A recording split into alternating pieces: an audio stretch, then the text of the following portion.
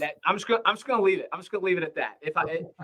If I pitch, you'll see one of those two for the This is not fun. an if. This is when you pitch. You have to come to figure out which one of those. Now that's the advertisement. Just Yeah. you got to come to find out.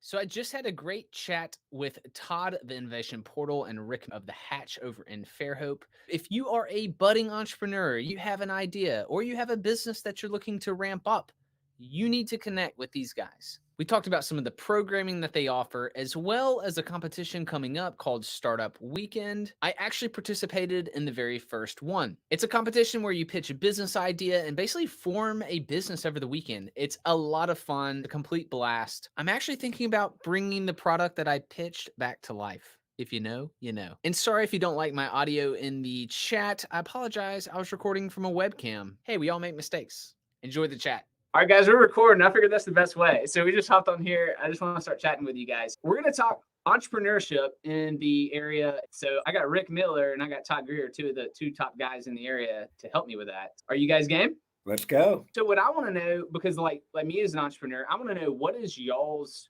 and this is way open-ended, what is y'all's take of entrepreneurship and where do you see it's come? Where do you see it's going?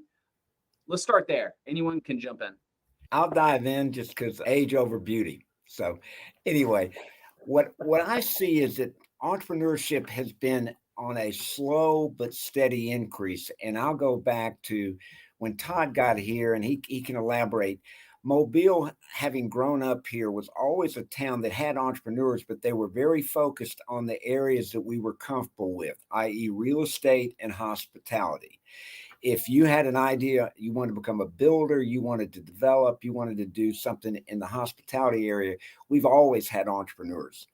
What I've seen in the last 10 to 15 years is, thanks to some efforts in Mobile, and I'm over in the Eastern Shore and have benefited from it, we now have a lot of people your age that have come here and want to start some kind of business, and they've seen what technology can do. So they are looking for opportunities where, so I think we've come a long way. I think of Hunter Adams told me that when he moved, he basically got out of school with a IP degree. And he looked around on a heat map and saw there were no IP attorneys in Mobile 10 years ago. So he literally came here with a credit card and an idea and started hitting up people. And you can see where his business has gone. I think he's an indicator of what's happening with entrepreneurship. And I think it's got an incredibly bright future. Yeah, I think Rick is on point there. A lot of it was language and density. I mean, I think those two pieces were the language of entrepreneurship was missing, and the density of entrepreneurs were missing. And it's funny because like you'll read stories about Silicon Valley that you could go into a fitness center in Silicon Valley and run into 3 founders of unicorns. And if you don't know what a unicorn is, it's a valuation of $1 billion or more. Mobile, that just doesn't happen. Right. Hey, we're not talking about $1 billion companies yet. But what we're really working to do is really close that gap. And I think what's been cool is from the time that we really had to spend a lot of our effort on lifting up the conversation around what does it mean to be an entrepreneur and what does innovation look like and how do we find these things. Now we're at a point where really the conversation is how do we get as many ideas into the ecosystem and into the top of the funnel as we can? And then how do we help maturation occur? So that would be, I would say, we're at a point right now, the top of the funnel has probably never been as big as it is right now in Mobile, and it'll only get bigger. Like we're seeing things happen that's going to get bigger, but what we're still working for is we need more money in Mobile for the entrepreneur. We need, the term we would use would be like, we need deal flow. We need investors who are qualified and ready to step up and support. We need to continue to grow our base of technologists.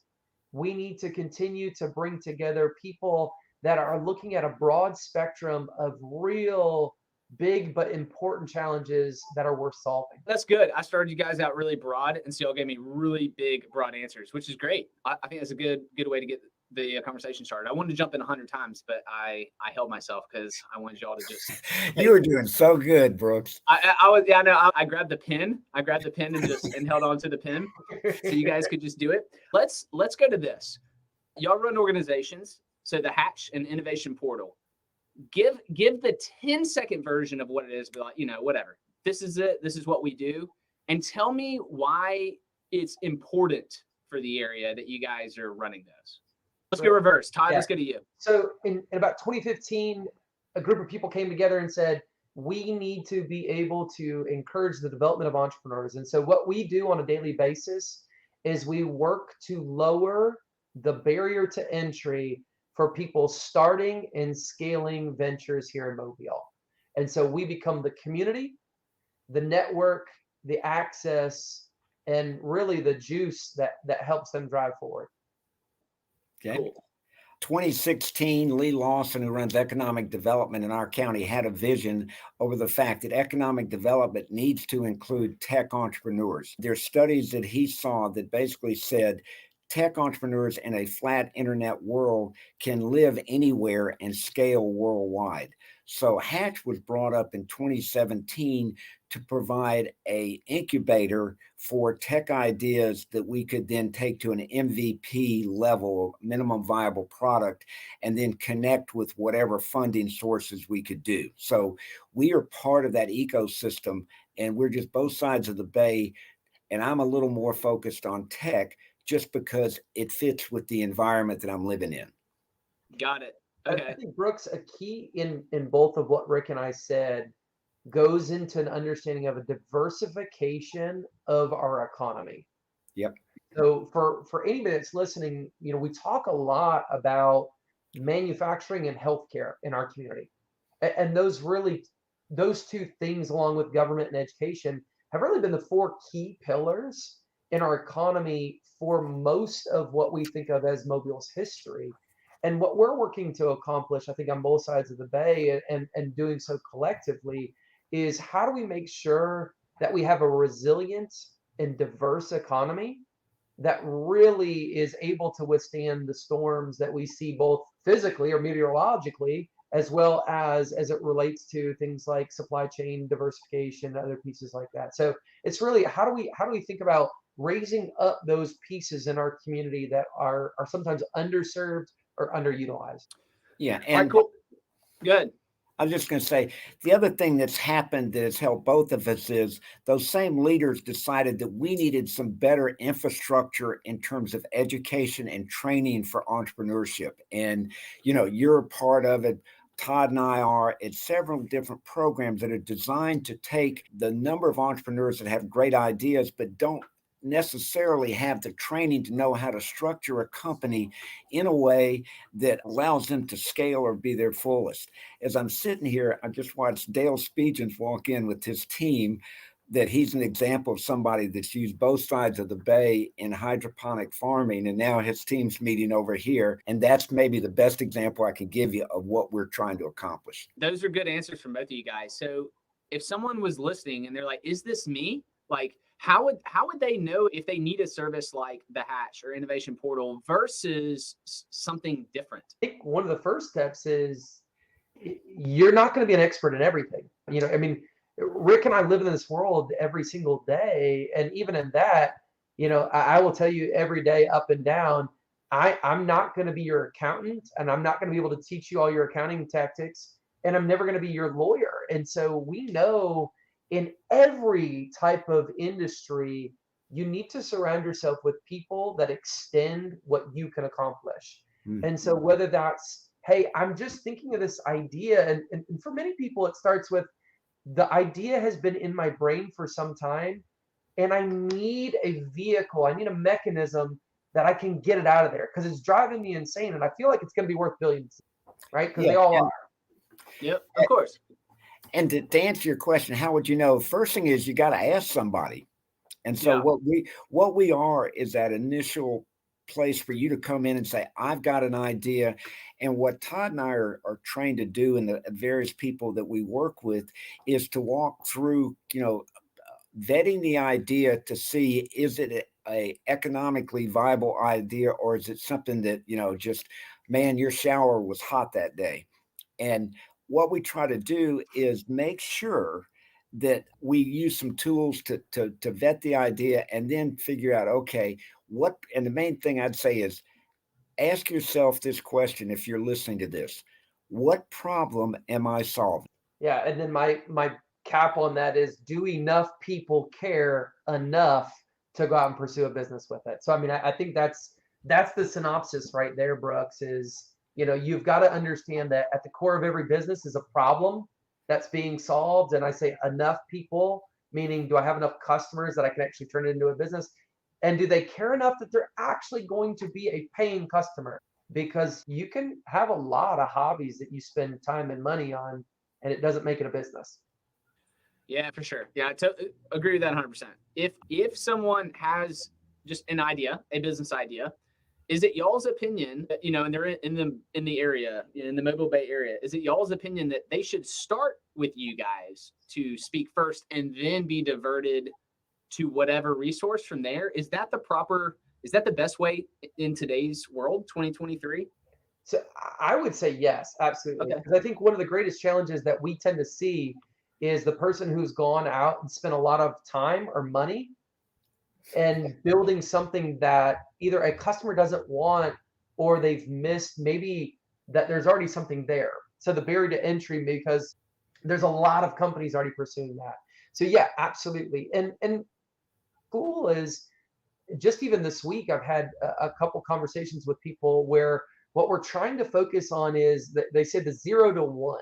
How do I start with nothing and turn it into that first step? Yeah. And I think that's the place we live. And again, Todd's an example, and I think we both are, and that's how we actually enjoy what we try to do every day. And that is, we're hubs. We are here to connect people. So we know the network of where else to go. I mean, if you go in to see Todd, you may end up down the hall talking to Mel Washington or Yolander Johnson over here. We may send you to SCORE. We may know somebody who's in that industry who we'd say, before you go any further, you need to talk to this person because they're on the ramp board and they can give you some good feedback as to whether or not you can feed it. Or you need to talk to this person who's looking for an opportunity to join you. So I think our role, I think in a lot of ways, is I'm a connector. And then I can vet things, but I'm always trying to connect, because what Todd said earlier is what we try to do is speed up velocity. Todd made this comment to me that stuck, and that was, we've got a lot of entrepreneurs like you, Brooks, that don't know each other, and we've got to find a way to let them bounce into each other. Not necessarily you need to talk to this person, just put them in the same room. Yeah, no, that's good for any entrepreneur listening. That's totally good, because so for me in my business, what's happened over the last year is that most of my network is now across the world or whatever. That's who I'm networking with. But I love, personally, I love just being in a room with other business owners and entrepreneurs. It's just a healthy mindset. It's great for networking and brainstorming. Even if I'm not going to do direct business with people in a room, I just think it's really valuable. And so for people that are going to do business in the area, it's infinitely more valuable, right? For them to be able to collide with each other, I would say. I don't even know that I would preface it by saying, because I think functionally we live in a world where everybody is doing business globally, or they could be. Good point. Okay. Yeah. But what you need is people that are going to be in your corner. You need people that they're going to support you and encourage you. They're going to make connections, or even just be, there's a certain part of what Rick and I do it's therapy. It's I have run up against the wall. Is this normal? Is it normal to feel this way? And the answer is almost certainly, yeah, Yes. it's absolutely normal. And so what we can do is help you normalize an understanding of what you're going through. And then also, here's some strategies and tactics, or here's some direction, or as Rick said, here's some folks that can help you maneuver through this. Yeah, that's good. Let's rewind back I don't know. I guess if I went back 10 years ago and you weren't here and someone wanted to do this, what would they have done before you guys? So maybe it's not even a business that's going to ramp up, or maybe it's not tech related. Would they go to the city and get a business license? What would they do? I think they'd go check out a book from a library about how to write a business plan. Yeah. And then they'd go to a bank and try to get money. Okay, yeah, exactly. Yeah, a bank would be part of that process. And if the bank, if there's no collateral, it's just an idea, they may go to a bank. The bank, unless they have a relationship. Here's 10 years ago, you would go into a chamber and you try to find out, I want to start a business. And the chamber had all these resources. They would send you to SCORE, which is the Service Corps of Retired Executives. And the Mobile Chamber ran that, and they had an outstanding group. I know from my dad's friends who were running that thing that it was great. And they had one on the Eastern Shore as well. And between those two, they would help you understand you've got to do a business plan, and they would literally walk you through what we now do. They didn't have the same tools, but in addition, we really didn't have, I don't think Mel was here 10 years ago, maybe right about then. We didn't have a strong SBDC presence till Bill Cummings got hired for the state, and then he basically filled out the state with folks here. Because I remember when he got to town, and that was the process. Or you had somebody in your network that was wealthy, and you basically sat down with them over a dinner at Morrison's or something, and you pitched your idea, and they said, okay, I'm in for a little bit, and you usually took them for a lot more. So that's my theory. We're having dinner at Morrison's to make it happen, Rick. Well done. I drive by there a lot. I've never once eaten there, so maybe I need to go see if I got people that want to invest. Yeah, I've never done a business deal at Morrison's. Yeah. They got bought up by Piccadilly, and that's why we brought you to town. What year did you, just for the audience, what year did you get here, Todd? Because I'm not sure everybody knows. 2014. I got here in the summer of 2014. I think the mayor here in Mobile, Mayor Stimpson, I think had just been elected in the October, November before. And so it was interesting because it was a lot of talk at that time about how do we grow? How do we invest in our people? How do we make this step coming together? And at the same time, that one Mobile concept, how do we unite people together through it? And so I'll say it, like, I landed in Mobile at a time that was really ripe for it. And so, again, just like any business, time and luck or time and chance really play a lot into it. And sometimes it's fortune favors the bold, but that has really truly been about 10 years. So, yeah. All right. I guess I nailed down for sure that in today's world, 2023, if you want to get something ramped up, just go ahead and start by going to you guys. I'm just going to throw up y'all's, if someone's watching versus listening, they can go literally to your websites, I guess would be a good spot to start. Innovation Portal's website. I've got the Hatch website up here, hatchfairhope.com, and then innovation-portal.com. So people should go basically start with you guys, and then y'all can filter them, connect them, network them, give them resources. So let's say they're in the spot. Let's say whatever their idea is, y'all filter it out. You're like, wow, this has legs. Okay, cool. Tell me about the programming that you guys can offer some of these people. I may know some of this, but people listening won't necessarily know this. It's funny as you bring that up, because we're moving into a 1925 K1 original school building next, and probably in 18 months we'll be in there. We are literally going through the programming stage, but what we've done for the last couple of years is try to do some programming around things that entrepreneurs in the tech space might be interested in. So we might have a workshop every month for a while on social media marketing, or we'll get somebody that's successfully scaled a company and we'll just have a sit down chat with them and say, okay, tell me how you did this. And we had a guy that moved here who was the number 2 or number 3 hire at Shipt. And he's now with Bill Smith Investments and helped start, and he's the CTO of their landing company. Point being is, we just interviewed him for an hour and said, anybody wants to talk to somebody who's been there, done that. And so that's been a little bit, but I know a lot of what we've done is we've tried to plug into the portal. And before I move to Todd, Rick, don't y'all also do a consistent networking? That's on Fridays, right? Is that open? Yeah. That's open to anyone that wants to connect with you guys, or what? Yeah, because Fairhope's got this thing First Friday, which is like an art walk. So we decided we'll do the second and fourth Fridays of every month. We started here at Hatch and offering beer and pizza, and that was a total flop. So I got smart and we moved to the Fairhope Brewing Company for a while, because when you offer beer on a Friday afternoon, you're going back to Silicon Valley days. And now we do it at a local bar on Fairhope Avenue called the Locals Bar.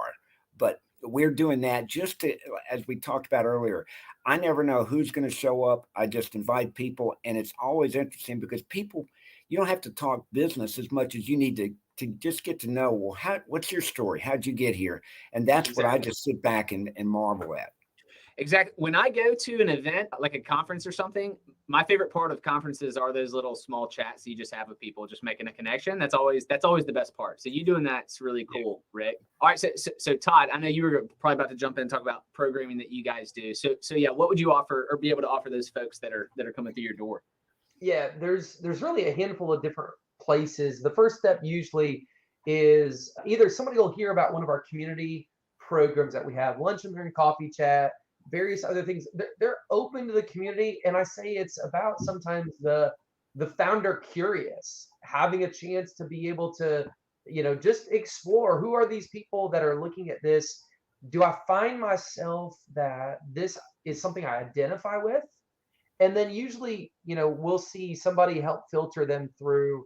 We have what we call the discover session. So Brooks, on our website where you're at, you can go in and you can find out programs. And what it'll do is it'll typically start you with discover sessions. And so discover is really, hey, we want to sit down with you, understand where you're at in the process. We do have people come to us in different stages. And so we want to meet you where you are. So we want to hear about what's going on. We talk to you about our methodology, about what we do as a network, as a community, as subject matter experts. And then we typically try to work people into a navigate session. So that's an ongoing, once a month. It's a free and open program. They get about an hour. Typically, it's either myself or Nick Hampton, our programs manager. And we're working through that. Now, what we may find is that we've got a number of things that we want to put you in. So we've got a platform that we utilize called Open Ocean that's got some great content it's video content that's already baked in. We've just partnered with a group out of California called the Singleton Foundation on a platform called Slingshot. And that's literally, I don't have to have anything but an idea. And it's a step-by-step process of how do I get that out, just using a mobile-friendly website going. And then really, as people are going on, it's scaling. It's how do we get you connected to the mentors that you need? It may be that they come into a cohort-based program. We've got one right now running in Mobile that's called the Idea Accelerator. It's a program by Builders and Backers, which is a nationwide programming and connected to VC entity. And what people are doing is they're starting with the idea. And there's, I think, out of 7 in the Alabama cohort, I believe 5 of them are from the Mobile area. And so they're working through that. For others, it may be they need technical assistance, they need other things. And so, as Rick mentioned before, we at times are the connectors or the wayfinders to help them in the process. But really what you're seeing right now, the growth of programs it's incredible right now, because we could talk programs the entire time and we'd have to have multiple episodes for this. I just realized that I feel like I'm pretty aware of what you guys do, and I had no idea of some of. I'm like, what? Whoa, wow. Okay, so sorry, Rick, go ahead. No, I was just going to say, like, for instance, we're looking at programming where we put together a fractional C-suite accelerator program where, we're in the process of herding as many fractional C-suite people that there's a ton of them that move here that are looking for opportunities that both, Todd and I have, and put those together to where somebody comes into the idea and they're going through these programs like Todd mentioned, and we're trying to vet them and help them. Sometimes what they need in order to get in front of the right capital to get them going is capital bets on the jockey as much as on the horse. In fact, more so on the jockey. So if we've got somebody who's semi-retired looking for that they help the company, they mentor them, but at the same time, they can jump in and get this thing going at a faster rate. So that's the kind of things that are now started that we're pulling together that, in addition to, the state of Alabama through the Alabama Innovation Corporation has been successful in starting to put in their funnel a lot of federal money for innovation that we are trying to make sure that luckily we're well represented and we will be getting more funds to help, as Todd said, accelerate the growth of good companies that are just short on capital. You can only bootstrap for so long, I guess, is what I'm learning. Yeah. Yeah, got you. And I guess in that scenario, so, and again, I guess we're specifically talking about companies that are going to need an injection of capital, not that's not going to grow organically slow over time. Like both of you guys, in essence, like the mindset is a company that can ramp up, correct? If where we can, but we're both, both of us are happy with some of our lifestyle companies that thought they could ramp up, but they're successful. Yep. And they're creating jobs. They're part of the ecosystem. But yeah, we want to put some dots on the map, because as we do that, we attract more people to this area that they see that company, and we grow the ecosystem in terms of talent. Because we want to, the long run is 20 years from now, we're talking about that. I want to make sure that if somebody's getting out of school and has a interest in entrepreneurship, they think of us as a place that they can move to because of the opportunities that are existing there right now. Got it. So a couple of unicorn stories wouldn't be such a bad thing for the area, is what I'm gathering. Is that correct? No, I think when we talk about it, I think what we have created in entrepreneurship is a survivorship bias, or pardon the phrase, but I call it entrepreneurship porn. It's not the real stuff, there's a lot of absolutely incredible, amazing companies that don't become billion-dollar companies. Right. And I think what we have to do as a community is we have to start showing love for those companies that are making a great impact and are growing their business. And they may never go public. They may never exit with a 9 billion or nine figure type of thing. They may exit at 6 figures or 5 figures and feel doggone good that they built something that is making an impact, that's growing stuff. And that's important in this. Yeah. And we've got, we talked before we came on live with everybody. We've got companies here that it's like, you watch them, it's exciting as all get out. And you talk about even from when we started this to where they are now, it's incredible, that journey of what we see happening in the Mobile area, I should say. And again, I'll go back to the horn of the chamber, because they partnered with the SBA for a number of programs, and we've taken companies that have started with an idea, that have gone through the Minority Business Program, have gone through accelerators, went through Emerging Leaders, went through Goldman Sachs, and they're employing what started might be a husband and wife, now have 10 employees with visions of having 100. And they are not going to make, Forbes magazine, but they are going to be a solid part of our community. And I do think that we're doing a very good job of providing a tier of resources for the entrepreneur. In addition to the startup entrepreneur, I think taking a company from 1 million to 10 million is a big deal.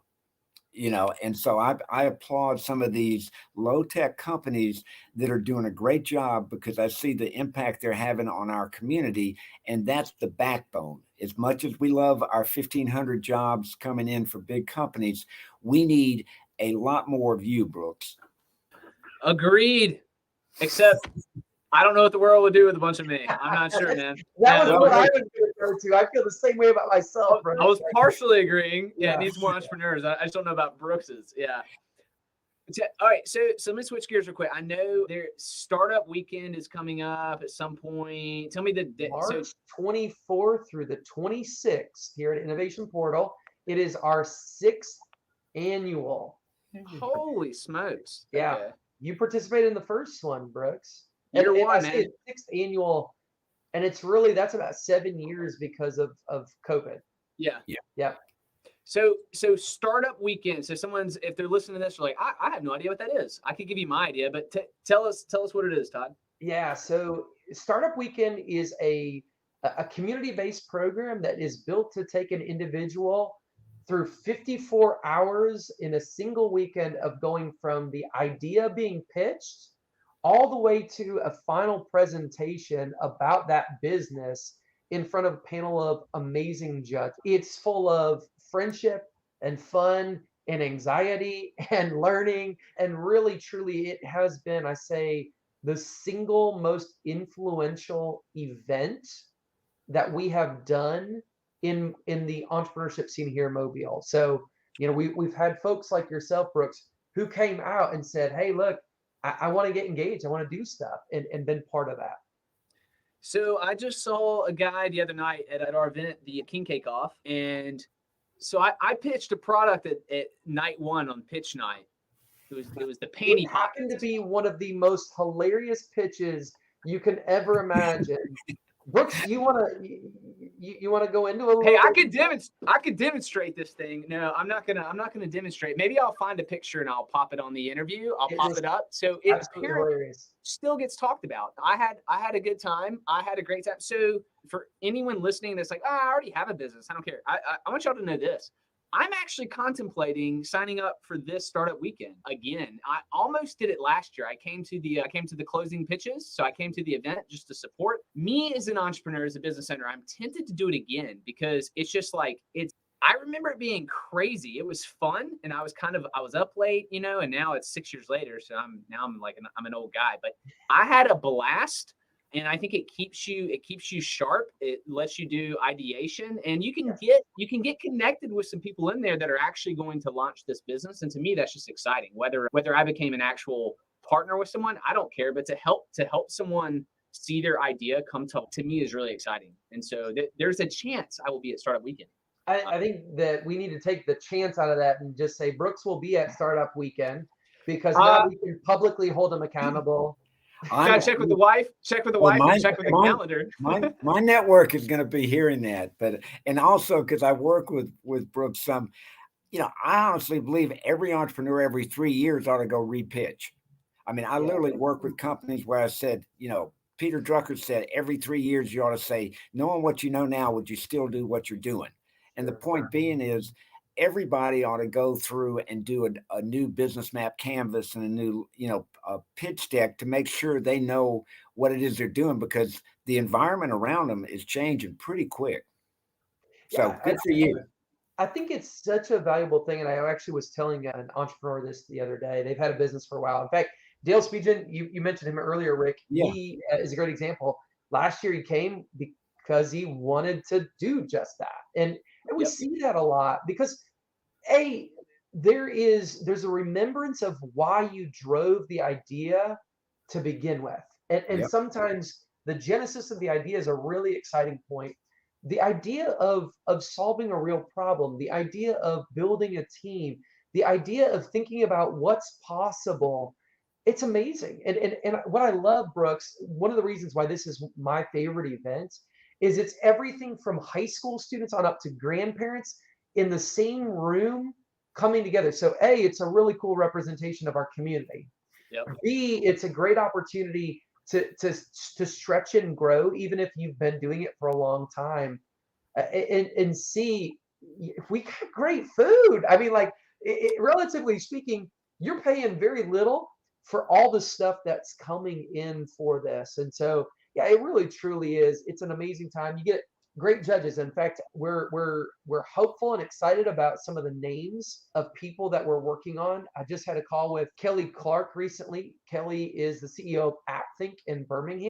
She's a great ecosystem builder, a great person in helping early stage companies move forward. So she's coming as one of our judges. We think, and we're going to knock on wood here, we think Russ Felix of Slope.io is going to be making his return to Mobile as one of our judges. And then we've got an investor that we are just sitting on the edge of confirmation for. So those are just some of the judges. And then we have mentors. I mean, Rick comes over, I get into the fun of it, and we bring really, truly a lot of people around you you grow your network, you have a lot of fun, you get some cool stuff and free swag. And oh, hold on a second, like Show us.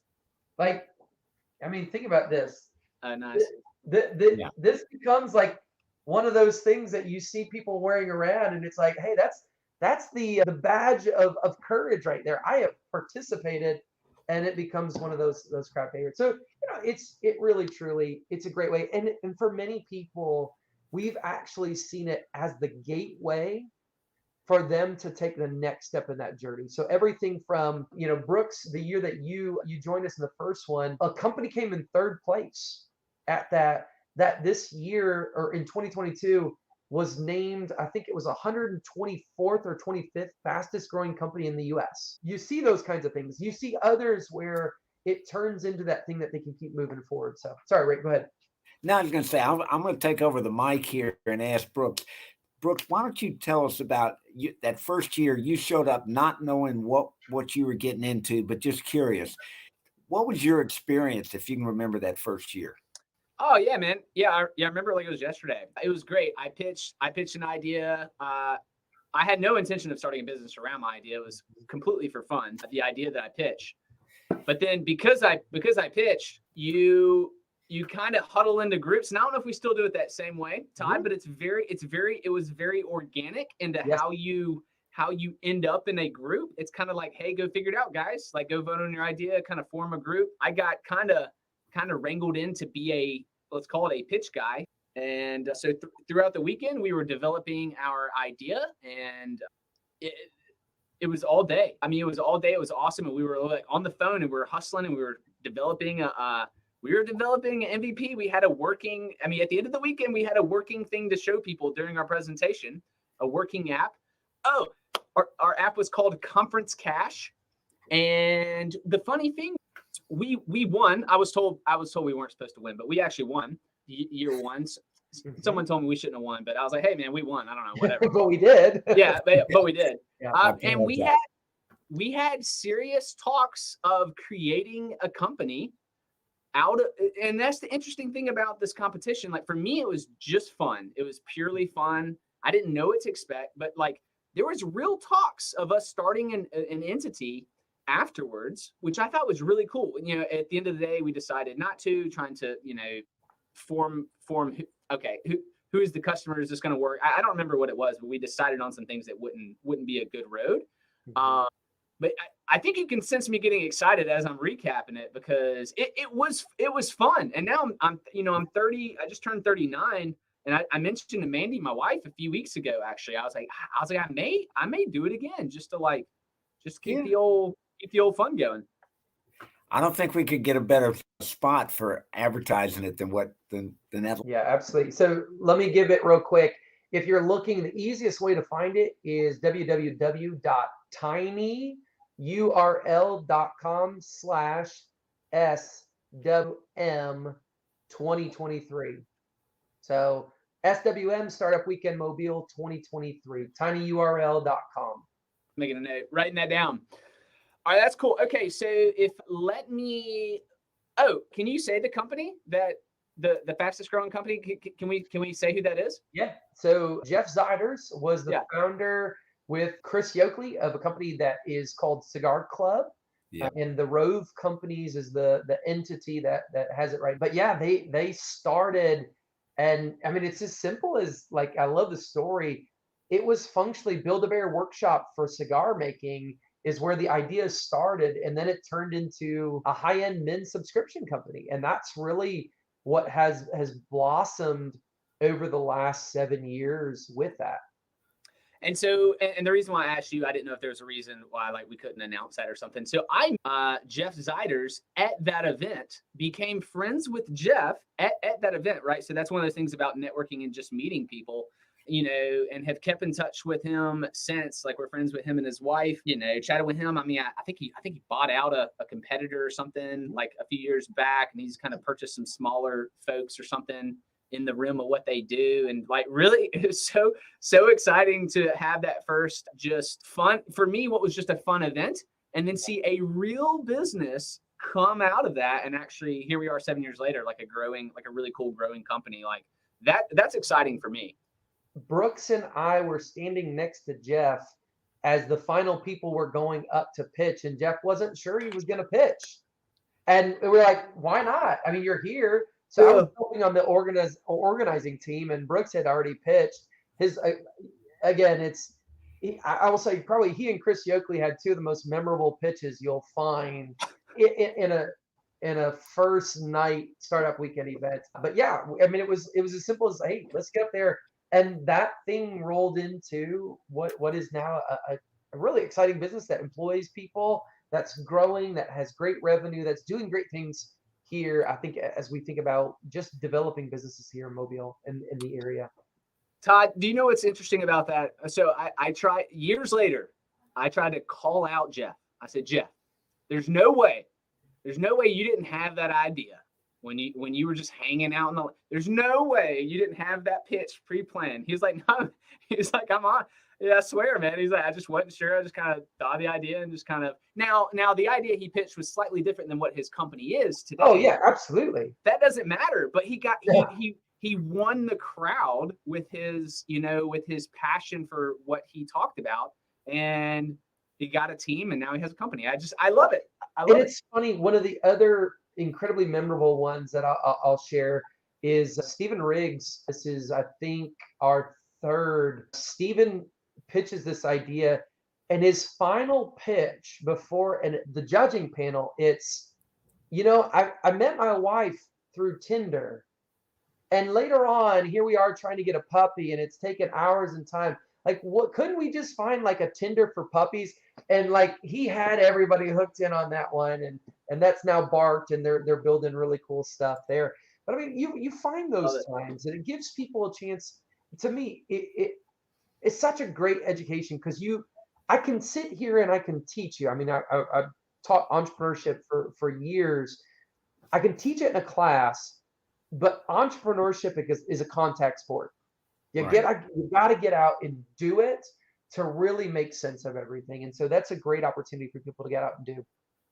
I love it. If I compete again, I am either, I'm gonna publicly tell you, we're pitching panty pockets again. It's either that or my wife's other incredible idea is the chest pillow.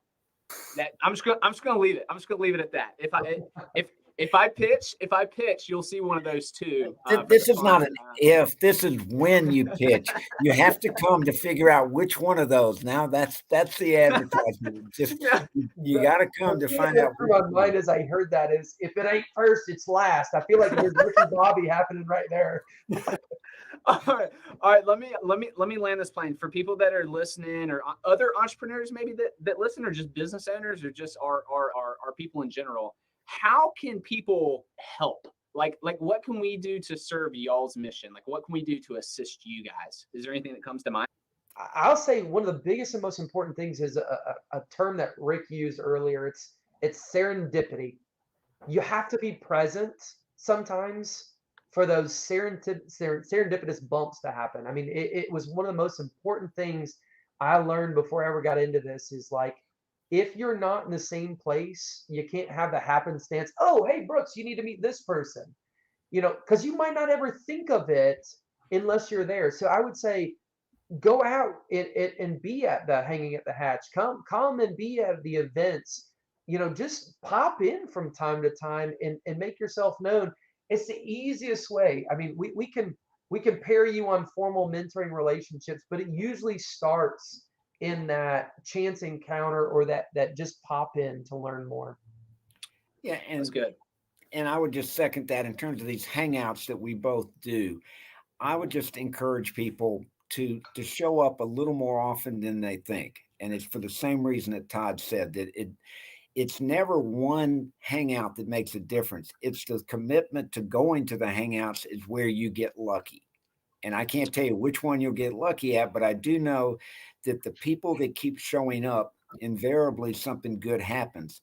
Yeah. And the other one is, on these events, we're always looking for sponsors. And so what my plea is always, hey, do you care about what our economy is going to look like 20 years from now? And if you have the ability to be a sponsor at one of these events, it gets old having to ask every bank in the world over and over again, hey, I know you've given out $10,000. We need another 500. Whereas if Million people, is what he meant to say there. 500. Yeah. yeah. And so, the part of that is just saying, okay, I'm going to invest in that the way there's a lot of people who will subscribe to something they see on a computer and they'll give $10 a month without doing it. My point being is I would love to have people come in and saying, hey, we would love to support the portal or Hatch because, we don't operate for free. And I think that our mission is really for every small business. We're not, yes, we want to scale, but really we're trying to make our community something that we're going to feel good about 10 years from now. That's right. Yeah. And I'll say, as a 501c3, it's a great tax benefit if it's that end of the year planning, and you can still get in, if depending on when this airs, you can still get those end of year 2022 contributions in early. So yeah, that's right. I like that. Disclaimer: I'm not an accountant, so I could have said something that's totally false. Disclaimer: I used to be. confirm with your CPAs. Yeah. All right, what's the one best way for people to reach out to you guys? And I say one best way, just I don't know, just to give people a single point of entry. I think the easiest for us is just join the newsletter. Get into the newsletter, subscribe to that. You can do it through our website. It's Cool. the easiest way to find out stuff. And then, don't hesitate. Shoot us a text or shoot us an email. You can hit me in an email, todd@innovation-portal.com. Whatever your appetite is, there's a way for you to get in. Yeah. And my email here at Hatch is rmiller@hatchfairhope.com. And we also have one other way for all of our consultants like Ann Allen and myself is we've got a Calendly account. So it's calendly.com/Hatch Fairhope. And it'll take you to our calendar where you can book appointments. So Cool. calendly.com/Hatch Fairhope. And, because we'd love to be able to meet with people or just drop in. Love it. All right, guys. Well, thanks for chatting with me today. I appreciate it. I'll end the recording for folks, but stick around and we'll chat for a few minutes. Thanks, guys.